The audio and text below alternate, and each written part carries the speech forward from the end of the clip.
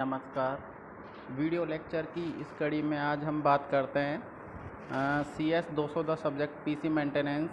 उसमें हम fire protection system के बारे में बात करते हैं।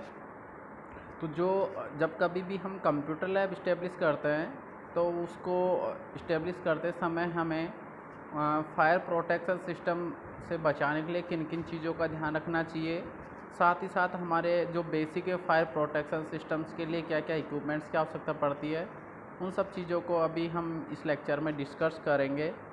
तो अभी जो हम इसमें बेसिक जो चीज़ें डिस्कस करने वाले हैं उनमें सबसे पहले फायर प्रोटेक्शन सिस्टम, सेकंड है इसमें fire alarm and detector, third है फायर एक्सटिंग्विशर, फोर्थ है fire sprinkler system and fifth है हमारा जो भी हमें फायर जो प्रोटेक्शन है उससे बचने के लिए बेसिकली कौन कौन से टिप्स हैं उनको ध्यान रखना चाहिए।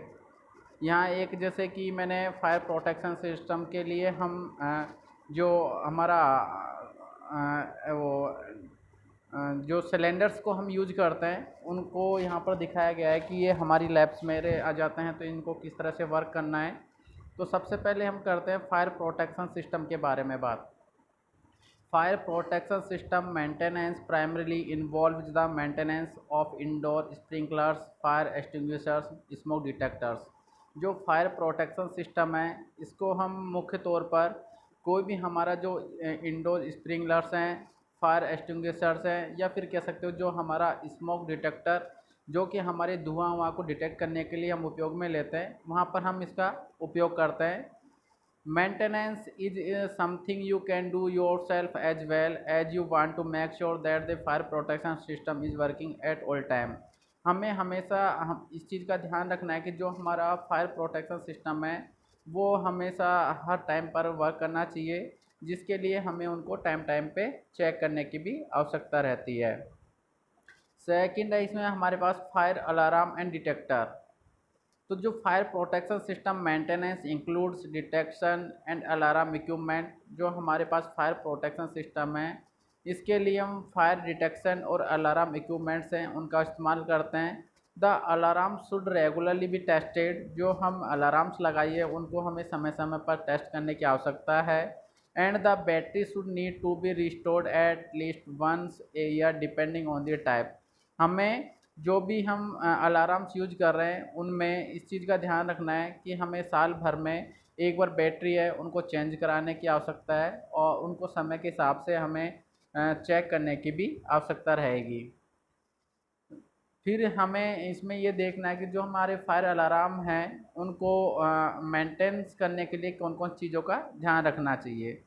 Make sure they are installed in the right place. They should be detector on every floor including the basement. हमें ये भी ध्यान रखना है कि जो हमारी फायर अलार्म्स हैं वो सही जगह पर हमें इंस्टॉल करवानी है, और इसके अलावा हमें इस चीज़ों का भी ध्यान रखना है कि हर छत पर बेसमेंट को भी इंक्लूड करते हुए हमें उनको इंस्टॉल करवाना है। Test the alarm at least once a week और month. You can do this simple by pressing down the test button. हमें महीना या फिर सप्ताह में जो भी हमारी अलार्म से लगाई हुई है उनको चेक करने की भी आवश्यकता है, जिससे कि हमें पता चल सके कि ये प्रॉपर तरीके से वर्क कर रही है या नहीं कर रही है। Keep the alarms clean, dust them often, do not paint over them. हमें जो भी हमारी अलार्म्स हमने यूज की है उनको डस्ट से हमेशा साफ़ करके रखना चाहिए और उनको कभी भी पेंट नहीं करवाना चाहिए। Smoke alarms should be changed approximately 1 decade unless they are defected और damaged. If this is the case they need to be replaced immediately. यदि हमारी जो भी स्मोक या फिर कह सकते हो धुआं से रिलेटेड जो भी अलार्म्स हैं उनको हमें समय के हिसाब से चेक करते हुए रहना चाहिए, और यदि हमें लगता है कि उनमें कोई भी प्रॉब्लम्स हैं तो उनको हमें रिप्लेस करने की आवश्यकता है। सेकंड बात करते हैं हम फायर एक्सटिंग्विशर के बारे में। Any type of fire extinguisher is your building और work place should be check regularly. हमारी जो भी लैब्स है, लेबोरेटरी है, या फिर जो भी हमारा वर्किंग जगह है वहाँ पर हमें फायर एक्सटिंग्विशर को इंस्टॉल करने की आवश्यकता है, जिसको हम समय समय पर चेक करते भी रहेंगे। If it works correctly an extinguisher can put out a fire before it has a chance to spread.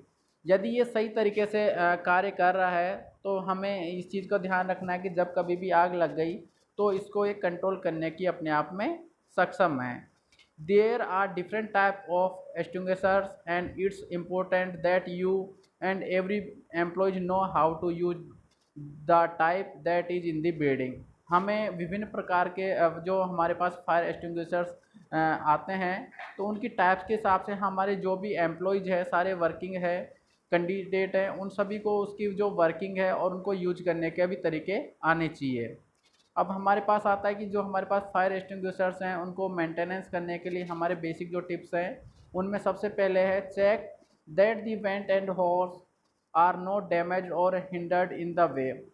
हमें ये देखना है कि जो भी हमारे पास फायर एक्सटिंग्विशर्स हैं वो किसी प्रकार से डैमेज तो नहीं है। Make sure there are no dent dust rust on the pump. हमें ये भी चेक करना है कि जो भी हमारे फायर एक्सटिंग्विशर्स के पंप है उन पर किसी भी प्रकार का कोई भी रस्ट या फिर इस तरह का डैमेज किया हुआ तो नहीं है। If there are a pin and tamper seal make sure they are intact. हमें समय समय पर यह भी चेक करना है कि जो हमारे उसमें टेम्पर सील लगी हुई है वो सही लगी हुई है। Check the pressure usually to make sure that it is at the recommended level. साथ ही साथ हमें जो हमारे फायर एक्सटिंग्विशर्स है उनका जो प्रेशर है उसको भी चेक करना है जिससे यदि इमरजेंसी हो तो उसमें हम उनका उपयोग अच्छे से कर सकें। If an extinguisher is used it should be restored immediately afterwards. हमें यदि किसी भी फायर एक्सटिंग्विशर की आवश्यकता पड़ी है और हमने उसको यूज किया है तो हमें उसकी जगह पर दूसरा फायर एक्सटिंग्विशर रिस्टोर करना है या फिर उसी को फिल करवाना है। Fire protection system maintenance does not have to be difficult, you can turn it into a routine. तो हमारे पास जो भी फायर प्रोटेक्शन सिस्टम से रिलेटेड है उनको हम आसानी से वर्क कर सकते हैं और साथ ही साथ हमें उन्हें रूटीन टाइप से चेक करने की भी आवश्यकता होगी। Having the regular inspection max maintenance easier. यदि हम उनका रेगुलर मेंटेनेंस करेंगे, इंस्पेक्शन करेंगे और मेंटेनेंस करेंगे तो उनको आसानी से काम में ले सकते हैं। इसके बाद हम बात करते हैं फायर स्प्रिंकलर सिस्टम के बारे में। Sprinkler system are design to suit building conditions. जो हमारे पास फायर स्प्रिंकलर सिस्टम है वो हमारी जो भी बिल्डिंग है, लैब है, उनकी जो भी कंडीशंस होती है, उनकी जो भी डिजाइन है उसके हिसाब से इंस्टॉल किया जाता है। If your building has undergone any renovation since the system was built it may need repair itself. यदि हमारी कोई भी बिल्डिंग है वो रिनोवेशन में चल रही है तो हमें उनको समय समय पर रिपेयर करने की भी आवश्यकता पड़ेगी। Any changes to a building such as changes in the water supply can render the sprinkler system useless. यदि हम हमारी जो भी बिल्डिंग है उसमें वाटर सप्लाई से रिलेटेड चेंजेस करते हैं और उसके पास यदि हमारा फायर स्प्रिंकलर सिस्टम है तो वहाँ पर फिर हमारा फायर स्प्रिंकलर सिस्टम वर्क करने के लिए सक्षम नहीं होता है। It's your responsibility to keep the system up to date through the testing and inspection from trained professionals. ये हमारी ड्यूटी बनती है कि हम समय समय पर जो भी हमारे पास फायर स्प्रिंकलर सिस्टम्स हैं उनको टेस्ट करवाते रहें, उनका विजिट करवाते रहें, जिससे कि क्या नाम से उनको अच्छी तरीके से उपयोग में ले सकें। साथ ही साथ जो हमारे पास फायर स्प्रिंकलर सिस्टम है उनको मेंटेनेंस करने के लिए बेसिक हमें कुछ चीज़ों का ध्यान रखना है, जिनमें है never hang anything from the ceiling with any objects where the sprinklers head are located. हमें सबसे पहली चीज़ तो ये ध्यान रखनी है कि जहाँ कर भी हमने स्प्रिंकलर को इंस्टॉल किया हुआ है उसके आसपास में कोई भी हमारे ऑब्जेक्ट्स या फिर कोई भी चीज़ें यानी इंस्टॉल नहीं की हुई होनी चाहिए। सेकंड है never paint the sprinkler heads. हमें स्प्रिंकलर हेड है उसको किसी भी प्रकार से पेंट नहीं करना है। Check the tamper switches every day to make sure that the control valve are in open position. हमें जो उनका स्विच टेम्पर है उसको समय समय पर चेक करना है जिससे कि हम उनका जो भी वॉल्व है उसकी पोजीशन को चेक कर सकें। If you have the wet pipe system protect them from freezing with good insulation. यदि हमारे पास कोई भी वेट पाइप सिस्टम है तो उसको हमें समय समय पर इंसुलेशन करने की आवश्यकता पड़ेगी और चेक करने की भी आवश्यकता रहेगी।